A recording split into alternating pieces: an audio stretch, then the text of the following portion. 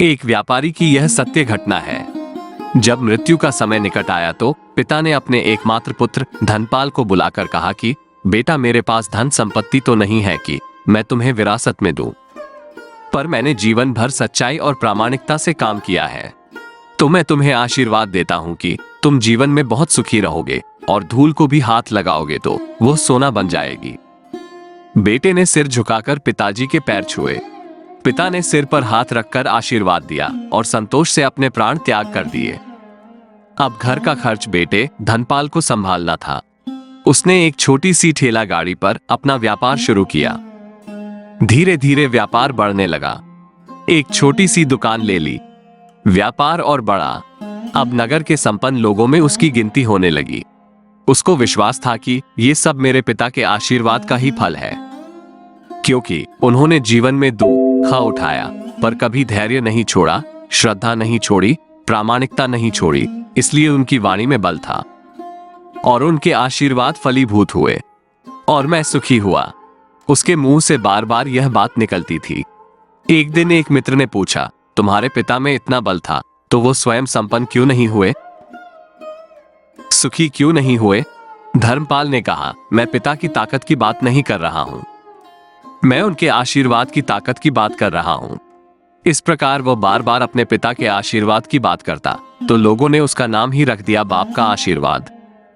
धर्मपाल को इससे बुरा नहीं लगता। वो कहता कि मैं अपने पिता के आशीर्वाद के काबिल निकलूं, यही चाहता हूं। ऐसा करते हुए कई साल बीत गए। वो विदेशों में व्यापार करने लगा। जहां भी व्यापार करता उससे बहुत लाभ होता। एक बार उसके मन में आया कि मुझे लाभ ही लाभ होता है, तो मैं एक बार नुकसान का अनुभव करूं। तो उसने अपने एक मित्र से पूछा कि ऐसा व्यापार बताओ कि जिसमें मुझे नुकसान हो।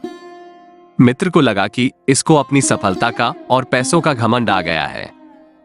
इसका घमंड दूर करने के लिए इसको ऐसा धंधा बताऊं कि इसको नुकसान ही नुकसान हो। तो उसने उसको बताया कि तुम भारत में लौंग खरीदो और जहाज में भरकर अफ्रीका के जंजीबार में जाकर बेचो। धर्मपाल को यह बात ठीक लगी। जंजीबार तो लौंग का देश है, वहां से लौंग भारत में लाते हैं और यहां 10-12 गुना भाव पर बेचते हैं। भारत में खरीद करके जंजीबार में बेचें तो साफ नुकसान सामने दिख रहा है।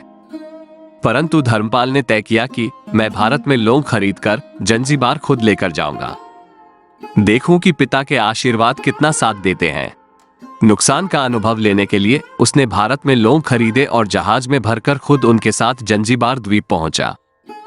जंजीबार में सुल्तान का राज्य था। धर्मपाल जहाज से उतर करके और लंबे रेतीले रास्ते पर जा रहा था वहां के व्यापारियों से मिलने को। उसे सामने से सुल्तान जैसा व्यक्ति पैदल सिपाहियों के साथ आता हुआ दिखाई दिया। उसने किसी से पूछा कि ये कौन है?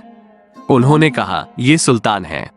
सुल्तान ने उसको सामने देखकर उसका परिचय पूछा। उसने कहा, मैं भारत के गुजरात के खंभात का व्यापारी हूं और यहां पर व्यापार करने आया हूं। सुल्तान ने उसको व्यापारी समझकर उसका आदर किया और उससे बात करने लगा। धर्मपाल ने देखा कि सुल्तान के साथ सैकड़ों सिपाही हैं, परंतु उनके हाथ में तलवार, बंदूक आदि कुछ भी ना होकर बड़ी बड़ी छलनियां हैं। उसको आश्चर्य हुआ। उसने विनम्रता पूर्वक सुल्तान से पूछा, आपके सैनिक इतनी छलनी लेकर के क्यों जा रहे हैं? सुल्तान ने हंसकर कहा, बात यह है कि आज सवेरे मैं समुद्र तट पर घूमने आया था, तब मेरी उंगली में से एक अंगूठी यहां कहीं निकलकर गिर गई। अब रेत में अंगूठी कहां गिरी पता नहीं, तो इसलिए मैं इन सैनिकों को साथ लेकर आया हूं। ये रेत छानकर मेरी अंगूठी उसमें से तलाश करेंगे। धर्मपाल ने कहा, अंगूठी बहुत महंगी होगी।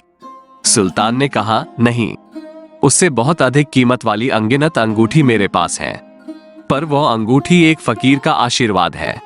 मैं मानता हूं कि मेरी सल्तनत इतनी मजबूत और सुखी उस फकीर के आशीर्वाद से है, इसलिए मेरे मन में उस अंगूठी का मूल्य सल्तनत से भी ज्यादा है। इतना कह करके सुल्तान ने फिर पूछा, बोलो सेठ, इस बार आप क्या माल लेकर आए हो? धर्मपाल ने कहा कि लौंग। सुल्तान के आश्चर्य का ठिकाना नहीं रहा। ये तो लौंग का ही देश है सेठ, यहां लौंग बेचने आए हो? किसने आपको ऐसी सलाह दी? जरूर वो कोई आपका दुश्मन होगा। यहां तो एक पैसे में मुट्ठी भर लौंग मिलते हैं। यहाँ लौंग को कौन खरीदेगा और तुम क्या कमाओगे? धर्मपाल ने कहा, मुझे यही देखना है कि यहाँ भी मुनाफा होता है या नहीं। मेरे पिता के आशीर्वाद से आज तक मैंने जो धंधा किया उसमें मुनाफा ही मुनाफा हुआ, तो अब मैं देखना चाहता हूं कि उनके आशीर्वाद यहाँ भी फलते हैं या नहीं। सुल्तान ने पूछा, पिता के आशीर्वाद? इसका क्या मतलब? धर्मपाल ने कहा, मेरे पिता सारे जीवन ईमानदारी और प्रामाणिकता से काम करते रहे, परंतु धन नहीं कमा सके। उन्होंने मरते समय मुझे भगवान का नाम लेकर मेरे सिर पर हाथ रखकर आशीर्वाद दिए थे कि तेरे हाथ में धूल भी सोना बन जाएगी। ऐसा बोलते बोलते धर्मपाल नीचे झुका और जमीन की रेत से एक मुट्ठी भरी और सम्राट सुल्तान के सामने मुट्ठी खोलकर उंगलियों के बीच में से रेत नीचे गिराई तो धर्मपाल और सुल्तान दोनों का आश्चर्य का पार नहीं रहा। उसके हाथ में एक हीरे जड़ित अंगूठी थी। यह वही सुल्तान की गुमी हुई अंगूठी थी। अंगूठी देखकर सुल्तान बहुत प्रसन्न हो गया। बोला, वाह खुदा, आपकी करामात का पार नहीं, आप पिता के आशीर्वाद को सच्चा करते हो।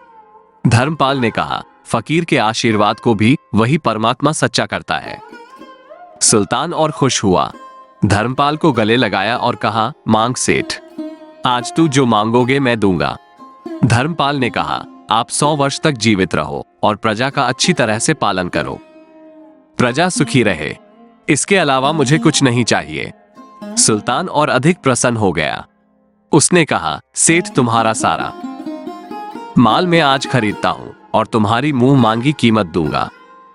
इस कहानी से शिक्षा मिलती है कि पिता के आशीर्वाद हो तो दुनिया की कोई ताकत कहीं भी तुम्हें पराजित नहीं होने देगी। पिता और माता की सेवा का फल निश्चित रूप से मिलता है। आशीर्वाद जैसी और कोई संपत्ति नहीं। बालक के मन को जानने वाली माँ और भविष्य को संवारने वाले पिता, यही दुनिया के 2 महान ज्योतिषी हैं। अपने बुजुर्गों का सम्मान करें, यही भगवान की सबसे बड़ी सेवा है।